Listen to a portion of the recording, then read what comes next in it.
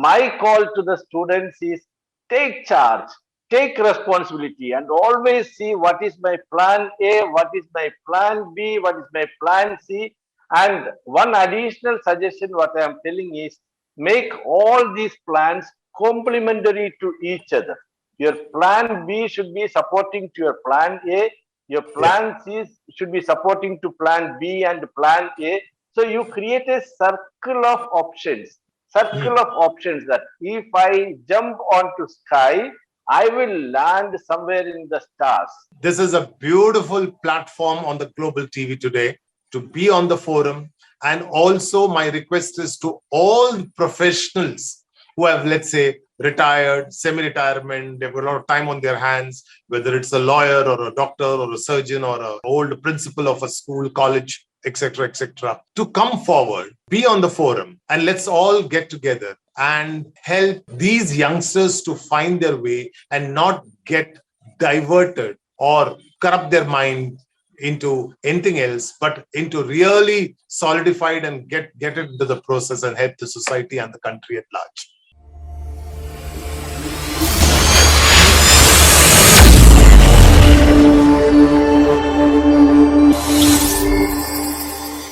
In IAS recruitment process, the way lots of people are attending the preliminaries of IAS selection process, and then so many people are eliminated in the process. And then they conduct the main exam. There also they eliminate a large number of people. They conduct a final interview, and at the end, not even 1% people are selected in the process. These many people, these many preparations for the whole year goes wasted when you just like that conduct the program and then eliminate and ignore them. Institute of Chartered Accountants are creating a system once they clear 2 levels, creating a grade for them that they can do something. What I am trying to tell is, former Accountant General was telling the wastage of human resources when we do process without any impact, without any result. Activities done without any result, when we keep on doing activities and eliminating people and not taking anything to a logical end, it is wastage of resources. The time, space, and the potential of the people wasted in developing countries are far, far higher, and it is almost nil in developed countries. Human time is utilized and the outcomes are generated, so people are remunerated there. Here it is not.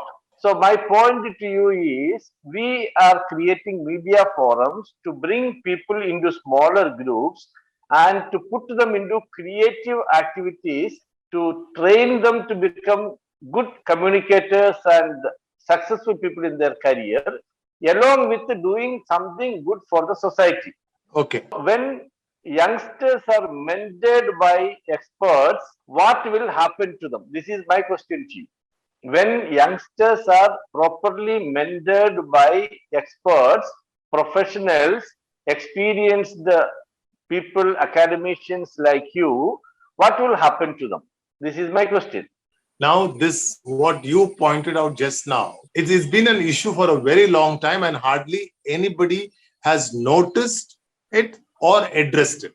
Now, when we mentor or we take under these other students into a particular platform, a smaller group, train them, and they in turn communicate to the other set of students to a larger extent, it's going to be a tremendous, tremendous work in the society. Otherwise, as you put it, their hard work is not recognized and their talent is not put to use. So in this case, what happens is, anyone and everyone who is trying to attempt for competitive examinations on this large scale, like an IAS or IPS or even IITs and other, we have to find out what is the percentage of students, the number, who are actually getting into the course. Then what about the rest? Do they go in for a second attempt or a third attempt? Are they so determined, or they just fizzle away and get into a shell and say that, oh, I can't do it, this is not my cup of tea, or something like that, you know? But there comes a role of actual mentors who are in the field of education. You take the kids into your fold, and then prepare them for, if not this, what next? I always tell students also, those who are, hell bent on, when they come to me, I remember in the initial stages, they said, I want to become a doctor. Somehow or the other, I want to become a doctor. But then, yes, you put in your efforts, you put in your studies, you have all the coaching and the papers and this one. But there is sometimes some fate by 1%, 2%, you are not able to get it. Then what?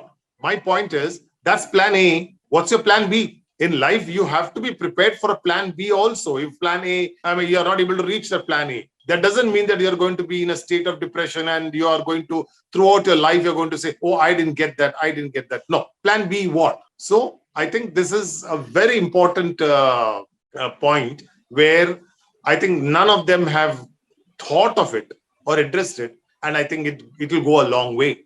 I see the dots that can be connected here. We are a society where lot of social requirements are there. We can all put on our time, do something for our society, something to improve in the society that will turn to become an experience for the students. Yeah. There are plenty of areas where interventions are required, human interventions are required. And nothing changes without human intervention. Nothing. So this plan B which you are telling, suppose we can think about plan B, plan C and plan D and plan E and furthermore, until a person becomes successful, it is a responsibility of the society to mentor that person. Exactly. We have 100% people are potential to become successful in our nation or in the world anywhere. Exactly. People with a lot of disabilities are surprising us with the excellent achievements. Yeah. So no disability is a real disability in front of a person who is determined to achieve success, great success in life. Mentoring is very important in that. Very, very important. Are we the people who are in the academics, in the campus, in the schools, in the college, really empowering the people when they are really to be empowered, like school children? Are the campus ready to train them to become the best people? Are they utilizing their time in right way? I see the students are left just like that. Syllabus is covered, nothing more, no way to identify what is the real talent of the student, and no scrutiny for what is the perfect career for the student. All such things are not happening. What do you think about that? First of all, I think any colleges, our entire education system, the moment you enter, the teachers, maybe at the school level, at the high school level, when they're actually maturing to figure out what to do next in life, by the time they come to the 9th and the 10th, slowly is germinating in their ideas. Or even when they land at the college level, I think none, I think maybe we can, I do not know if you can find out, it will be a very, very minuscule percentage where the college lecturers who are having this set of students, they just, each one goes to the class. And of course, whether it is economics or whether it is physics or chemistry or this or that, they are just hell bent on saying that, we have to complete the portion, our syllabus, this, that, but nothing other than that. The exposure. Since I was in a private organization and I had that liberty to have my own way of going about things, so that gave me enough time. So in a classroom, maybe in the first week itself, I'm able to identify, this, these set of 8 students. Something is special about them. And then take them out, talk to them, mentor them, and, literally find out where lies their plus points. Where are they really? It's just not, what I mean to say, a mass exodus, like everybody wants to do engineering, you do computer engineering. Software, okay, even I want to do software. Are you really made out for that software job? Software, agree, it has got its, that's a fantastic thing. But if the person is not that typical, literally in front of the computer and you're working, but this person is a very, very exuberant person, very nature loving and outgoing personality, he would be stuck up there. He is not fit for that job. So next you find out, okay, then what's the next interest that you've got? at least I have been lucky enough to identify and tell them that medicine or engineering is not the only way forward just because you have taken science. There are so many other fields, But then I think there has been a shift whenever I am addressing large number of students, wherein I think there are a big set of students who have come and told me that they want to become teachers, which was very, very unheard of earlier. Even law, for that matter, is taking up in very many students telling me that they want to do law. And even a son of a very famous doctor who owns a hospital out here, very clearly he tells his father, look, I'm not going to be a doctor. I want to do law. So I think that identification at that particular stage and mentoring the child and guiding the child is the right thing, which will go a long way, because the child himself enjoys what he was actually want to do. It's not by peer pressure or family pressure or anything like that, and he ends up as a second-class engineer or a second-class doctor. No, he is literally. Now, there is, for example, I think there are so many of these so-called software couples who have been in the Silicon City and now they've come back to India and they are so happily doing farming. They're very successful. Yes. One good thing which I have noticed is the students are realizing the need of they take responsibility of creating their career. Exactly. They are not depending on their parents. They are not depending on their teachers. They are seeking advice from the teacher, that seeking advice from the parents. When the advice from the parents and teachers are wrong, the students are taking responsibility for themselves. Exactly. And they are taking real steps that I wanted to do this. This is for what my focus is. This is what my core competence is. And I'm so happy the students are taking the lead and they're taking the responsibility of creating their future. Now, here the point is, education plus exposure is excellence. Exactly. A student is getting real exposure towards skills, soft skills and expertise skill. If a lawyer is to be made, a person should be first to be made to talk impressively. Yeah. So communication skill is very important. So if important. a person to become a doctor, the hand movements are very important. So one doctor was telling me a boy who is playing nicely with the joystick can become a keyhole surgeon much better than like that. So the hand movements are very important for the doctor.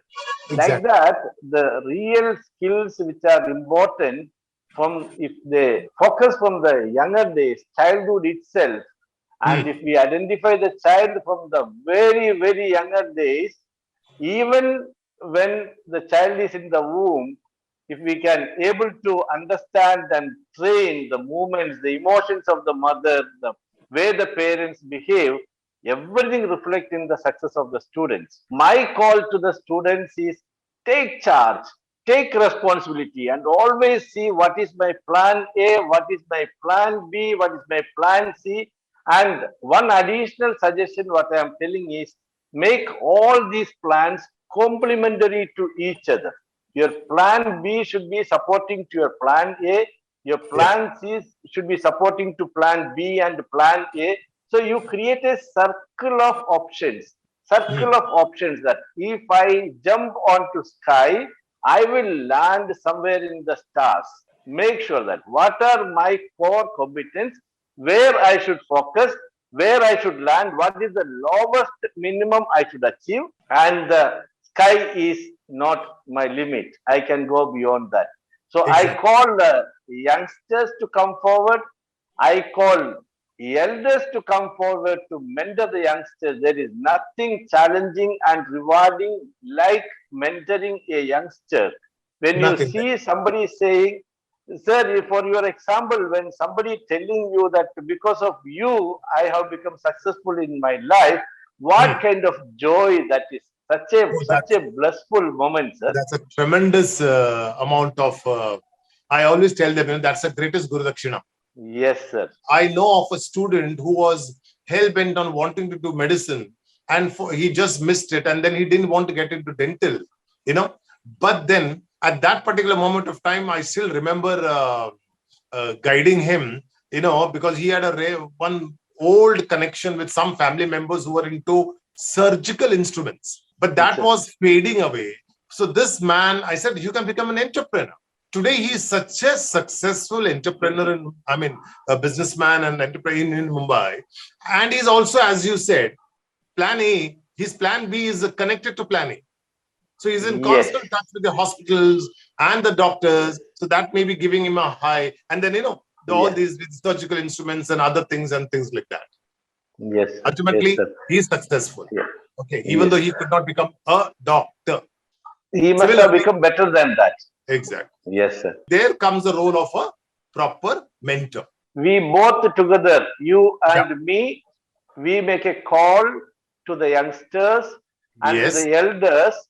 Use Global TV Media Forum to create a circle of excellence wherein the youngsters and elders are coming together and they are identifying social causes where they can utilize their time to do something good for society and gain experience in the process and make sure that their plan A, B, C, D all come in the circle of excellence and they make immense success in life. This is a beautiful platform on the Global TV today to be on the forum. And also my request is to all professionals who have, let's say, retired, semi-retirement, they've got a lot of time on their hands, whether it's a lawyer or a doctor or a surgeon or an old principal of a school, college, etc., to come forward, be on the forum, and let's all get together and help these youngsters to find their way and not get diverted or corrupt their mind into anything else, but into really solidified and get into the process and help the society and the country at large. Thank you very much. And who else can benefit out of Media Forum? Other day I went to a bank and told them, create a media forum and you can convert it into business for the bank. Bring in elders to mentor the youngsters and youngsters to be mentored and create a circle of people and they can be converted as a revenue model through this. So media forums can be formed anywhere where there is space and time available. Thank you very much.